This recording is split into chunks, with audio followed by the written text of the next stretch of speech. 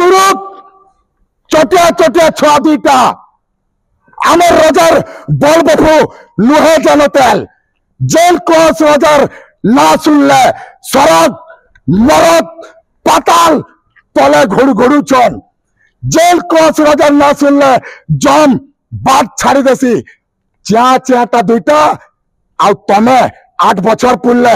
आमर रजा के मारब फिरिया खेई करी कहूचे छाते पिटी करी कहूचे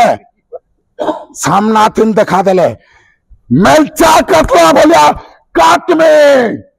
जय शिव शंभो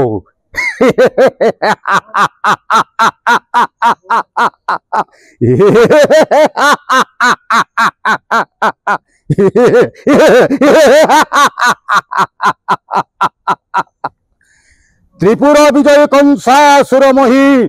ए मथुरा साम्राज्ये जानाम शुणिला मात्रके ए तीन भुवन हुए इतस्तत स्वर्ग मर्त्य पाताल ए त्रिपुर मो नाम हुए प्रकंपित मोबिल कंसासुर करुअछे धनुयात्रा महोत्सव बेनी भणजा द्वय को मारिबार उपाय कंस कृष्ण ज्योतिष मतरे बेनी अक्षर गोटे राशि नक्षत्र जदि से राशि नक्षत्र मृत्यु सुनिश्चित ताहेले मामू कंसासुर नुहे